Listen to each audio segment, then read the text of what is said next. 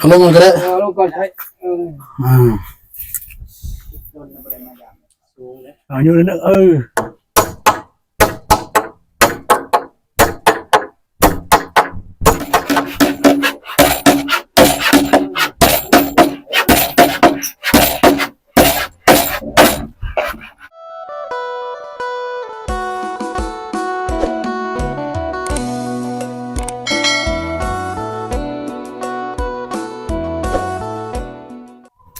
กับตักทายสบายดีเด้อสบายดีพ่อแม่พี่น้องบัดสุขสุคนเนาะยินดีต้อนรับ2อาตูนแนลคือเก่าพ่อน้อยว่าอยู่ภายในหรือต่างประเทศเนาะสำหรับ EP นี้ก็มาต่อที่บ้านตอกซะมิงพี่น้องเนาะแต่มาตูนก็บ่ได้ทายตอนเอาใหม่ลงพี่น้องเนาะคือแนะนำไปเบิ่งทาง2ของบ่าวนงเลยหรือ2ของบ่าวเจ็บทาง2คนจะได้ทายตอนทีมงานเฮาเอาใหม่ลงแล้วก็รถถอยมาเอาไม้ลงอยู่นี่แต่ประตูนกับเซมาทายกับเป็นระยะคือกันพี่น้องก็คือทีมงานเฮาเปลี่ยนกันทายพี่น้องประตูนทายระยะนึงบ่นงทายระยะนึง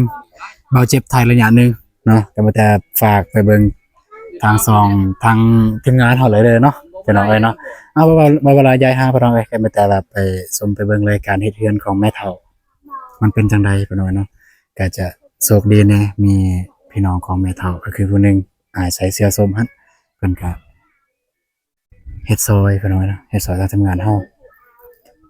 คือเบาตูนก็ยอมรับว่าบ่เคยเฮ็ดเฮือนเนาะพี่น้องก็อาศัยแต่เบานงเพิ่นเคยเฮ็ดเฮือนเราเองเราก็เฮ็ดเองเนาะไปเดี๋ยวไปทักทายทีมงานเลยเนาะนี่พี่น้องเนาะก็เฮือนประมาณอยู่มอง2x2พี่น้องสบายดีเด้อเบานงเด้อสบายดีเด้อเด้อสบายดีเด้ออันนี้เด้อเด้อ50นะ30พี่น้องเนาะนั่นให้มันบ่หนักเขาเจ้าโดยกินบ่มีเลยก็เฮือนเนี่ยก็ประมาณอยู่2x2ตามแม่นงเพิ่นว่าก็ซ้ำเฮือนหลังเก่าหั่นแหละเนาะโดยเก่าเม็ดป้ายแหละซ้ำเฮือนหลังเก่าพี่น้องเนาะก็บ่ได้ใหญ่บ่ได้ยาวน้อยเด้อสบายดีลงกว้าง2เมตรลงกว้าง2ลงยาวลงกว้างเม็ด7ลงกว้างเมตร7ลงยาวเนี่ย2เมตร2เมตรลงสูงนี่คือเบิ่งเทิงได้เท่าใดเมตร7ถึงฮะเด้อเนาะโอเคทุกคนแต่ว่าสิทายได้ก็สิทายเบิ่งเป็นระยะพี่น้องเนาะว่าเฮือนก็อยากใช้เวลาเด้ฮู้ว่าในมือนึงในมือนี้นี่ทีมงานเฮาแล้วหรือบ่ถ้ามันบ่แล้วคือแม้แต่ว่าสิให้ทางอันเพิ่งอยู่ขีดเอิ้นว่าจะได้เอิ้นพ่อบ่ใช่พ่อแล้วเอิ้นพ่อเนาะแต่ให้ทางอีพ่อเพิ่นเฮ็ดต่อพี่น้องเพราะว่าทีมงานเฮามื้ออื่นก็บ่ได้มาพี่น้องก็ไปทางบ้านน้องสาลี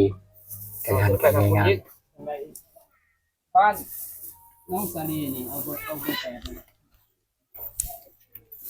บ้านน้องสาลีบ่ตัวเท่านั้นอีกเด้อได้เท่านั้นอีกเฮ้ยลองเลยดำเนินต่อเลยเอาจำบ่ได้พอดึงไปจำเลยแม่นเพราะว่า2x2เนาะจำเลยมีน้ำมันเที่ยงอยู่นะเห็นบ่น้ำเที่ยงเทกแล้วบ่สำนั้นบ่แม่นสำขีดนี่ป่ะ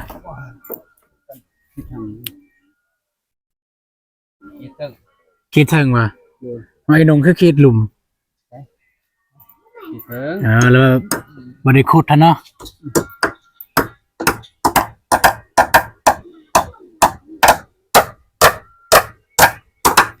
ดำเนินพี่น้องเนาะ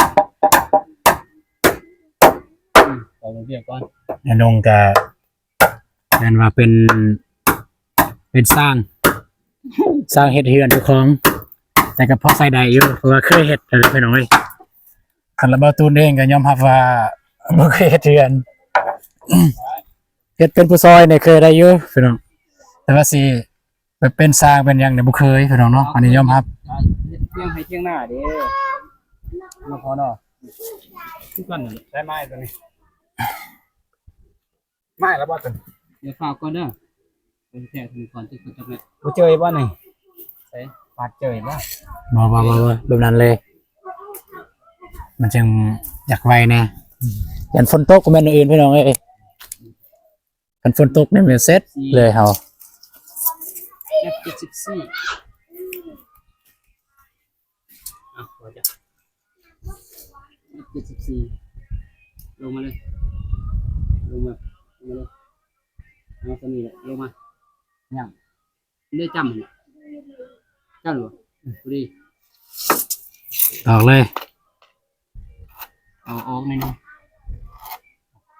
เอาก่อนเส้นนิดนึง โอเค ตอกเลย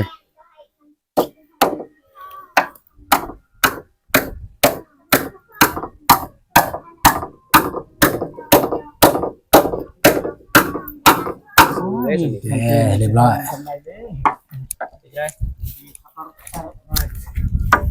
กระตับ เข้าง่ายเลยเนาะเป็นน้ำข้นตอกบ่เราเป็นน้ำใหม่เอาออกก่อนบ่เผื่อก่อนจะหน่อยตัดเอาก็ได้เพราะเขาเฮ็ดตามสังกะสี ส่วนหนึ่งนะ2.4เมตรเนาะเม็ด7พอดีเลย2.4เมตรออกไปเบอร์ที่20บ่ได้เกินเอา30ประมาณเพิ่นตัดต่อประมาณในโตเด้ต่อ349ครับเนาะมันนั่นตัวมันสั่นโพด เด้อ มันนี่จะออกซ้ำนี่นะซ้ำ40 50ยังเลือกไม่เลยนะ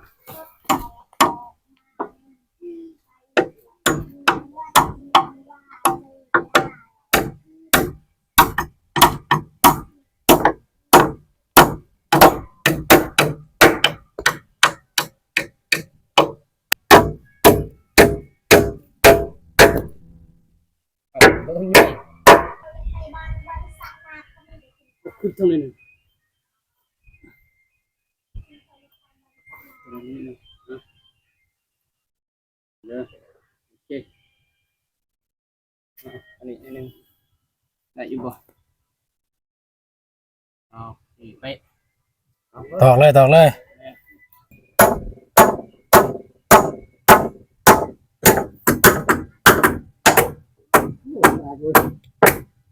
ที่มันพูดมันจะต้องแก้ผม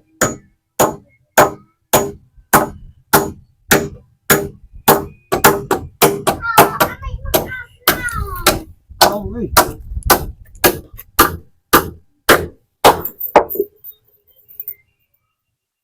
นี่ก็เฮ็ดบ่เป็นอยู่เนาะเป็นเนาะเพื่อน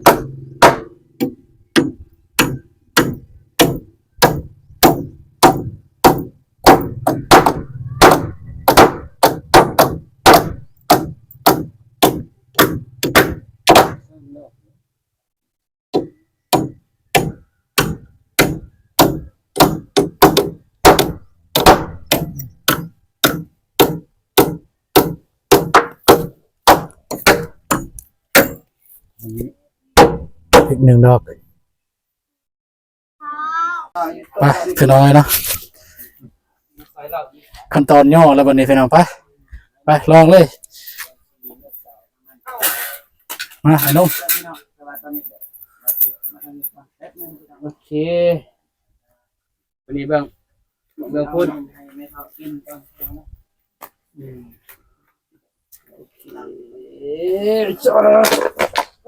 หันมา เอาลงก่อนพอ เอาลงมาก็ได้ เอาลงก่อนใช้อ่า สูงเลย พอดีแล้วพอดีงามแล้ว มาบ่ เนาะ นมแม่พิมพ์เก่า สูงเลยโอ้ยเอาลงออกก่อนก็ได้นั่น ยังเอาเห็นปะ นั่นขีนออกก่อน ต่อดีใจว่า โอเคตรงนี้จับเด้อพอจับคนเดียวก็ได้ พอดีเที่ยงอันขุดพอดีเที่ยงดินอีกแล้ว นะ โอ้ย มูลขึ้นในหนึ่งพอดีอ่ะ30 อาจจะจับได้บัดนี้ เอาใหม่จับ คนหนึงจับคนหนึงจับ จับก็ได้ คนหนึงจับก็ได้มา จับ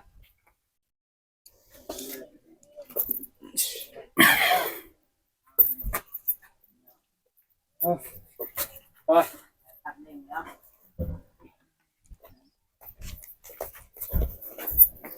มาเลยมาเปลี่ยนนึกอย่าไป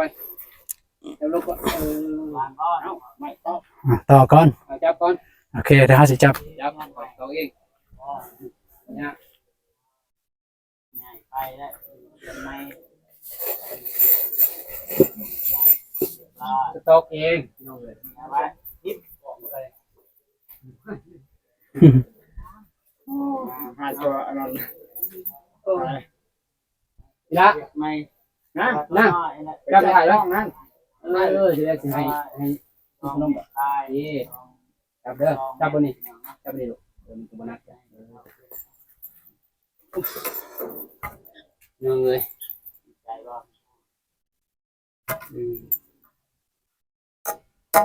เห็นยังเลยโอ้ยก็ได้งานเห็นจะว่าบ่เกี่ยวไปซอยทีมงานก่อนไปโอ้จะอยู่บนเรือเลยครับจับก่อนให้ไปเอาตังเอานี่มันก่อนเดี๋ยวไปอยู่ห้องโอนเสียงโอนไปถ่ายไปอยู่ห้อง แม่นแล้วอันนี้เทิงใส่เทิง นี่ลุง อันนี้ลุ่มป่ะ ใส่ต้มไอ้ตรงนี้คนซื้อใส่ต้มก็ได้ ใส่เทิงอันนี้ใส่เทิง เขายังต้มเลยใส่ แม่นอันนี้อยู่เทิง จะใช้ต้มนั่นเอง เทิงอยู่บ่ โอเคไหม เทิงอยู่บ่อืม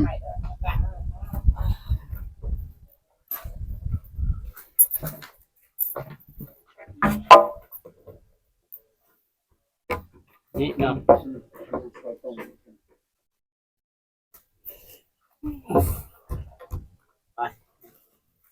ไปกันนี่เลยเนาะถูกป่ะถูกป่ะ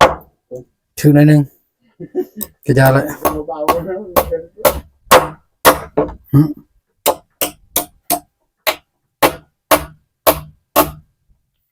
ขึ้นก่อนเบิ่งพุ่นขึ้นก่อน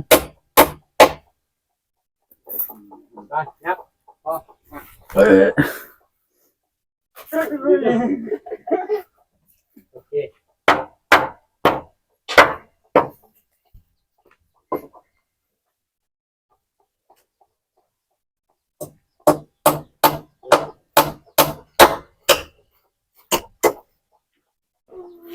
ดึงออกวะมันจะบ่หนัก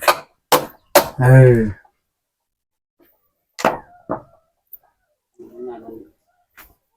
ต่อก็ ต่อเลย แต่ไปจับยูหันต้นไม้ได้ปะ ไปแล้ว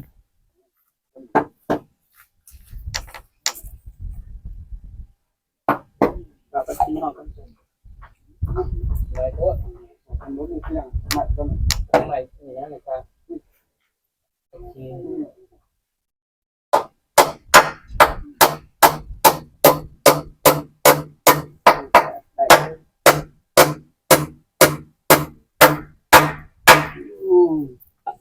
สำได้บาท เบิ่งเทิงอีก ต่อไปก็ เบิ่งเทิงก่อน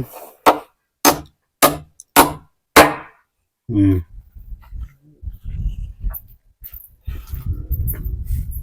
พระเอก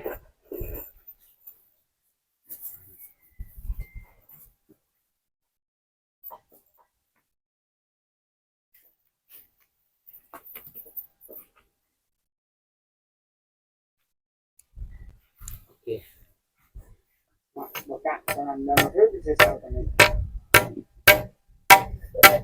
เห็นบ่เทิงนี้เออ กองถ่าย คือน้องเอ้ย มือกอง เกี่ยวให้มือกล้อง แล้ว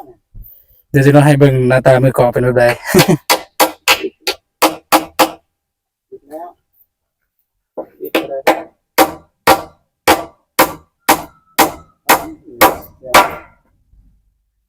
ตรงนี้ก็ง่ายวะ นั่น ง่ายไป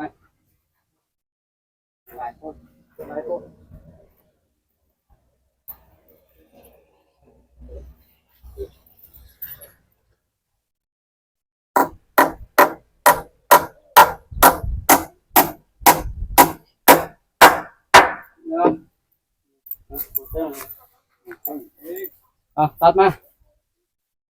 มันมีแล้วบ่ ตัดยัง ยังบ่มาบ่เจ็บ ตัดเครื่องรถ พี่น้องเอ้ยต่างคืนเรียบร้อยพี่น้องไปแต่บัดนี้ก็ตัดตัวนี้แล้วก็ใส่เทิงแล้วก็ใส่ไม้เพิ่นยังไม่ยังถึงไม้ข้าวอ่ะใส่ไม้ข้าวจักโตไม้2 เม็ด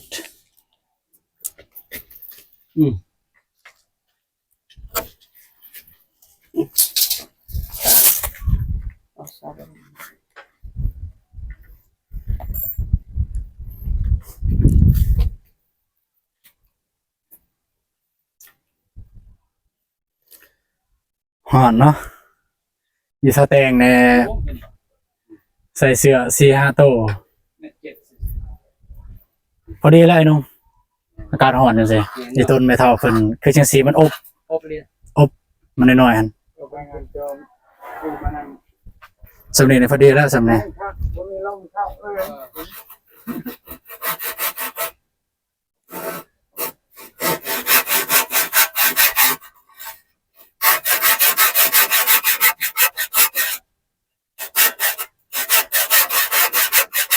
พี่น้องมาอยู่เนาะ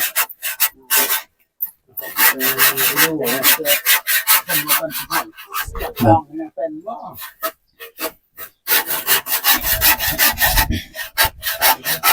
ไม่บางกอง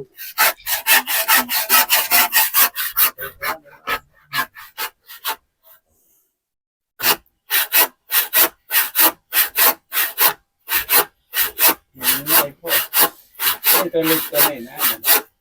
มันยาว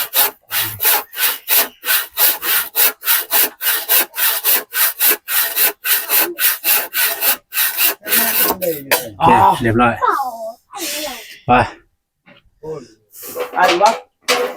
ตัดอีกบ่ หมดแล้วมันจะ2 อันหั่น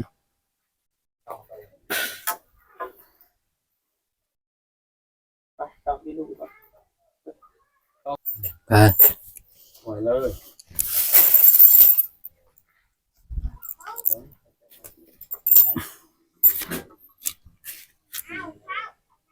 ตัวนี้จะได้เอาจะได้แท้ตัว ฮะ 4 เมตร อ๋อนี่ก็ใส่อันนั้นก็ใส่ 4 เมตรบ่นี่ อ่า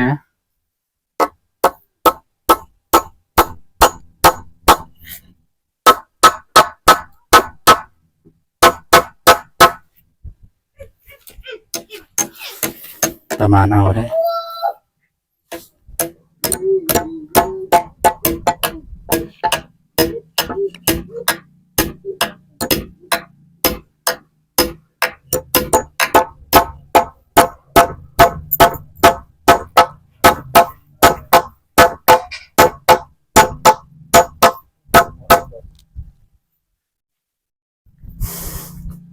ลองเอากลับอันนี้ต่ออย่าถ่ายอย่ามาเอิ้นแล้วเบน บางนอกบ้าง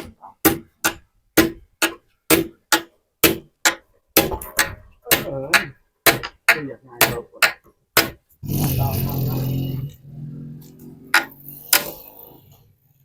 อย่ามือกอบเลยนี่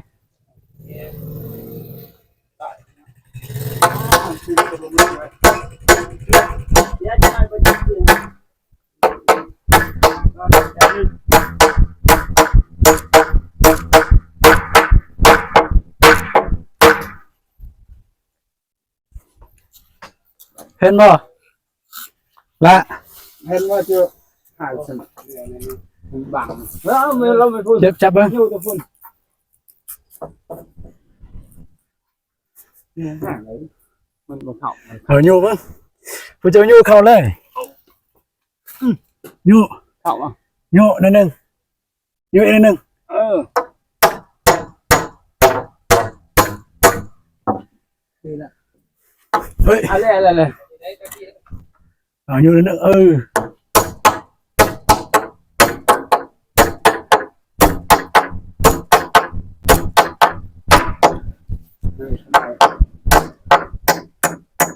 หยาบมันเลยกันหยาบ หน่อไปเลยนี่ สบาย ทั้ง ทั้งเปิด ทั้งแล้ว เนี่ยเป็นใหม่นะเนาะ ถ้าจะต้องคน ไปเบิ่งนั้น อันบ่ ที่ไม่พูด มาเบิ่งนี่อีก แล้วเขาบอกว่าสุดสองแรงเท่านั้นเห็นแล้ว อันนี้ก็บริการไม่พอตัก เราสู้แน่หรอ บ่กล้าบ่เนี่ยบ่เจ็บ เขาเรียกส้นนี้ส้นใหม่ ดูสต๊อกไหม อ๋อต้น นี่ทุบรถ ที่ไหนมา ทุบรถนู่นนั่น นี่นะยันเสียง ทุบรถอะไรนะ ไม่ลง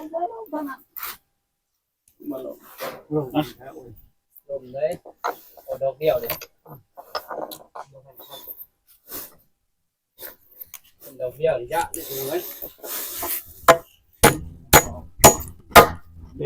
เอามันใกล้บ่ลงเลย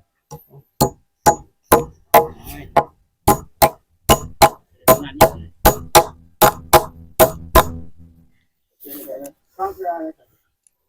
โอเคติดจำนะต้องเชื่ออะไรจับไปธรรมดา เอาอันนี้ เอาเสาแก้มก็จะ ทำไม ตามเชื่อ เยินเยอะ พอเอิญเล่าป้าบอกป้าเนาะเป็นร้านเนาะ ๆเถิงนะบ่เจ็บบ่ดีนะ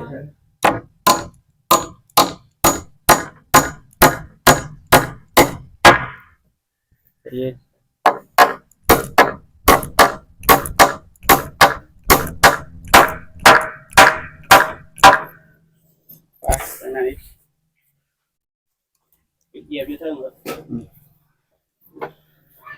รู้ป่ะ บ่ดีละ ตั้งเลยตามเรา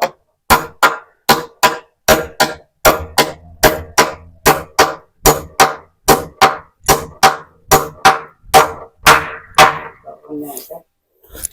เอ้ยตามเรา แล้วย่อยไหน เอาไปบ้างเอาที่ที่ต้นชื่อวะ ตอกเลย ชื่อแล้ว ค ป่ะ รับเด้อปฏิบัติเด้อชื่อบ่โอเคตอกเลย ได้ป่ะ โอเค มาลายกดคือ ดีเลย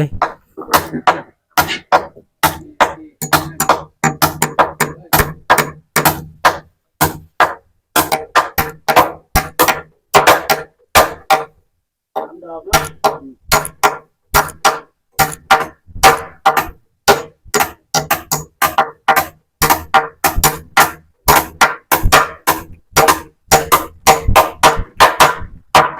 ก็รถชุมแป้นสี่คนนั้นเอาไปก็ได้ไหม ได้ มันว่าปูแป้นปูอย่างก็ได้สี่คน อ๋อทองดีได้ที่จะปลูกเริ่มแล้วก็นับดอกเป็ดนั่นเลย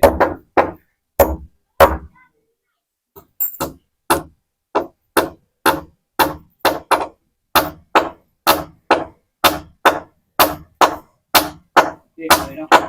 ปลูก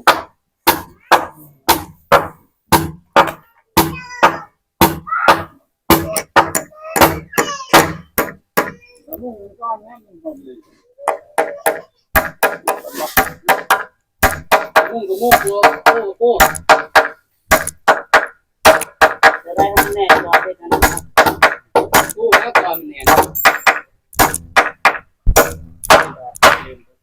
พอเข้าปฏิบัติดิ ชื่อแล้วว่าเขาว่าชื่อแล้วมันก็ว่าชื่อ ขึ้นมาเลยพอตัดคือเลยต้องหา3โต๊ะ4โต๊ะ นั่ง 3 แค่ 4 นั้นไป 2 เซนพ่อโอเค เอาเรื่อย อันนี้ไม่คาบ่ไม่ตรงเลื่อยบาดเนี่ยโอ้ยเนาะเป็นอะไรก็เป็นหูเป็นหางแล้วบาดเนี่ยยังแต่ใส่ไม้เทิงแล้วก็มุงเลยบาดเนี่ยแล้วก็แอมแล้วก็ปูพื้นแล้วก็แอมไปเนาะ เห็นบอก น่าจะแล้วยกคันฝนบ่ตกไปเนาะย่างไปเลยมานำมาเลย จับเอาอีก นำมาเลย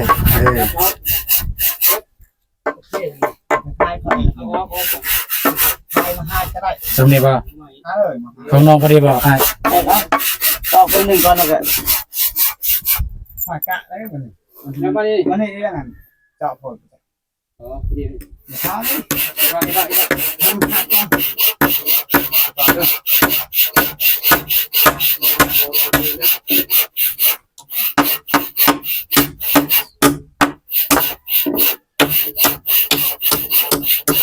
แล้วในห้างก็ไม่ให้กันเงินห้างก็ ห้างไม่ใช่ดิเหรอรอคนให้ถ่าย ละอืม ไม่ถ่ายเพิ่น เออ ขนาดมาให้ก็เถอะ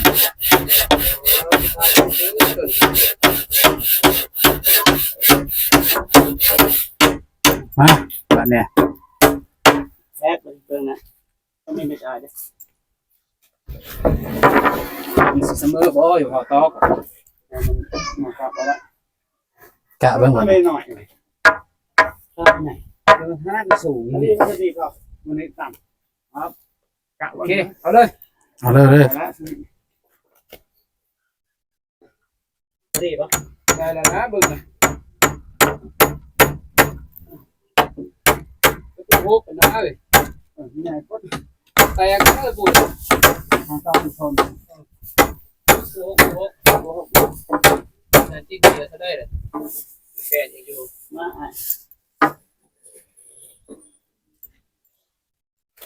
นี่กันบ่สวยบ่ไปย่าง นี่บ่ได้เอาบ่มีเวลา ไปย่าง เอาขอบวง ไปย่างอันนี้แต่ยังต้องเทีย ไปใส่เห็น น้อยเทียต้องดิ ดูร้านเฮา เลยกันเนี่ย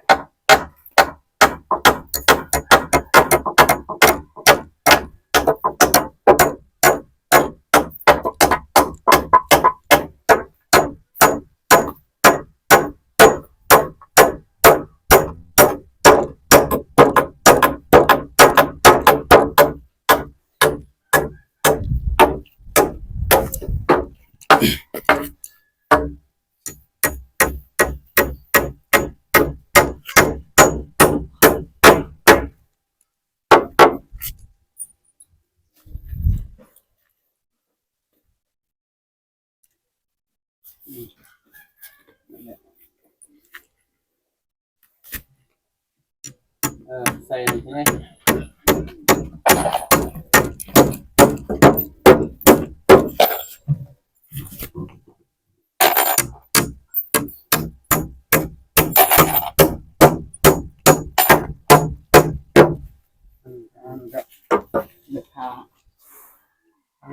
ตัดเลย พี่ขา เป็นปูให้น้อง หน่วยการ ยังบ่มา เสื้อนี่โล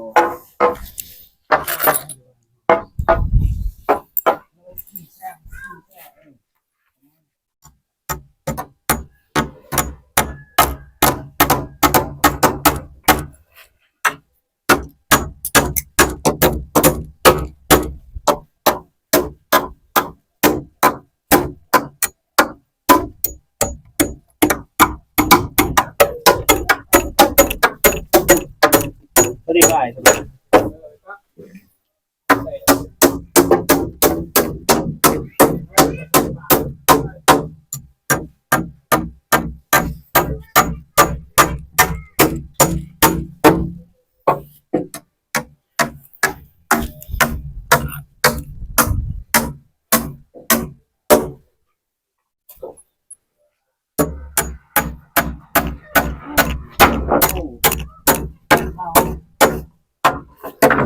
4 เมตรพอดีเลยต้องแผ่นเบิ่งนี่บักนี่ก่อน ครับบ่จะ บัก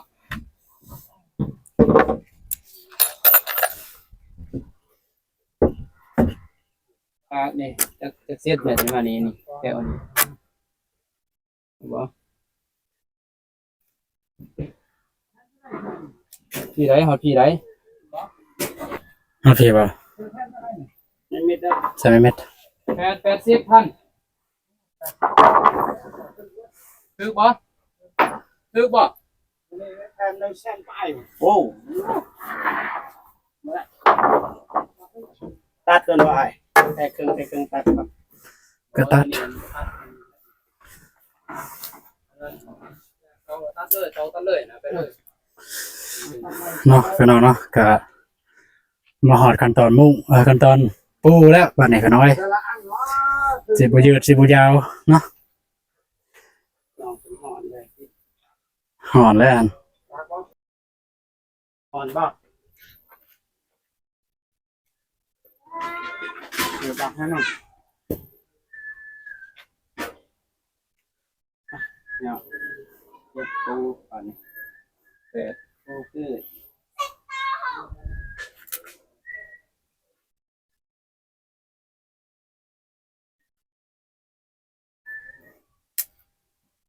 แค่ความนานนี่ก็ได้แค่มานี่ไปเลย15 12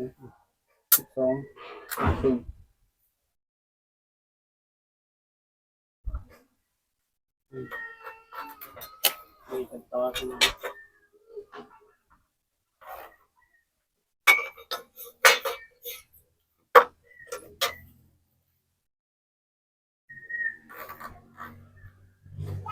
โอเคเรียบร้อย บ้านเอาบ่ เบิ่ง บ้าน เอาลงเบิ่งจะจับก่อนบ่เที่ยงบ่ สำนั้นแหละ เที่ยงบ่ โอเคน้องไอ้บ่ติดชื่อของบ้านกันเนาะน้ำหวานบ่ติดงานไปกันนะ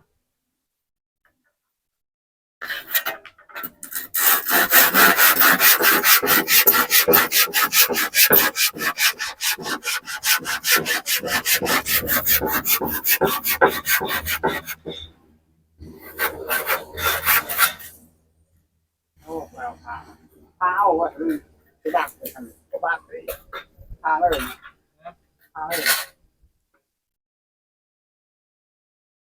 พาเลยน้ำสิ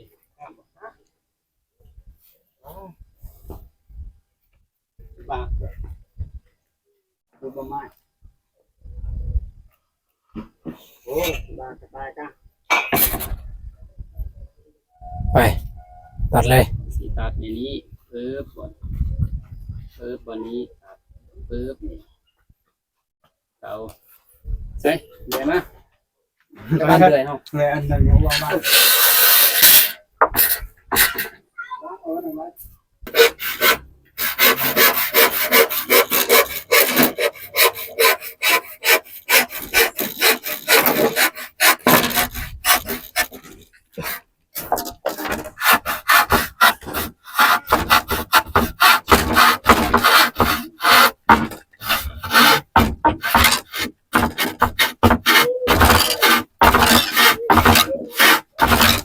บ่ได้ไข่เนาะ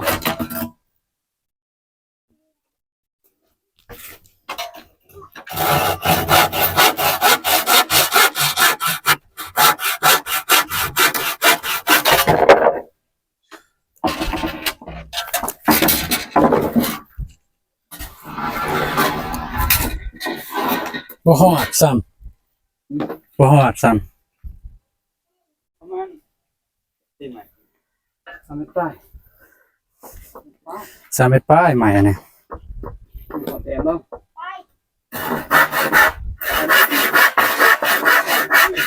มีแต่แอมนั่นแหละตัวนี้ต่อกันแอมจังได๋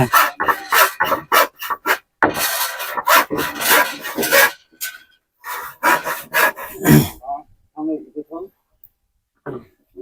ตามตรงนี้ เรียนเท่านั้นถึงละ แอ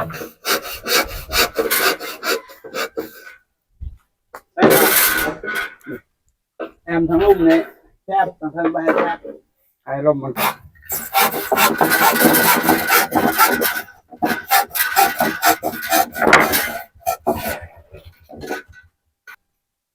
มึงไม่อยู่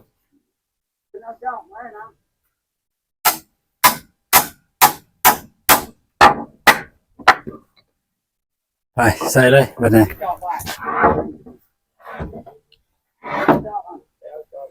ตอกเลย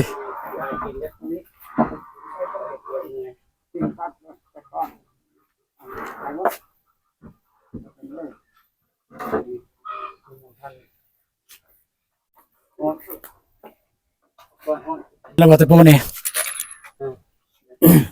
ยังบ่ทันได้เปิดเด้อเปิดเหรอ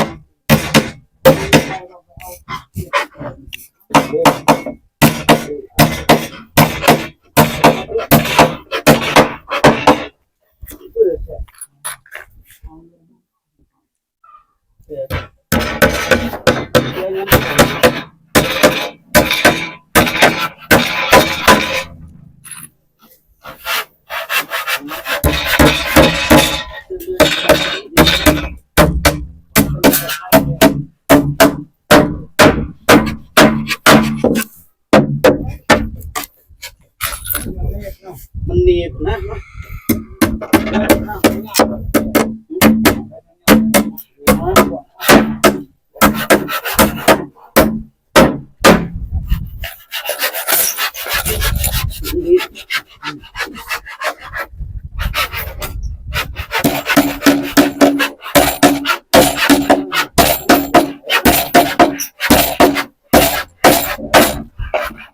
หน่อยหอนแหงบ่ไหวกับหอนเลยพุ่นทีมงาน หอนเอ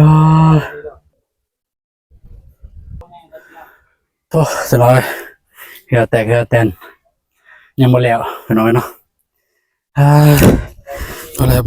บ่แล้วง่ายเลยพี่น้อยก็น่าจะแล้วอยู่มันแต่มันฮ้อนปัญหานั้นมันฮ้อนไปแล้วเนาะโอเคสำหรับคลิปนี้ก็สิจบคลิปอยู่บนนี้เลยพี่น้อยเนาะก็ไม่แต่ว่าอย่าลืมติดตามคลิปต่อไปพี่น้องเนาะสำหรับคลิปนี้ขอกล่าวคำว่าสบายดีเด้อยังบ่แล้วบ่เรือพี่น้อยก็ติดตามคลิปต่อไป EP ต่อไปหน้าตาเป็นแบบใดเนาะโอเคบ๊ายบายพี่น้อง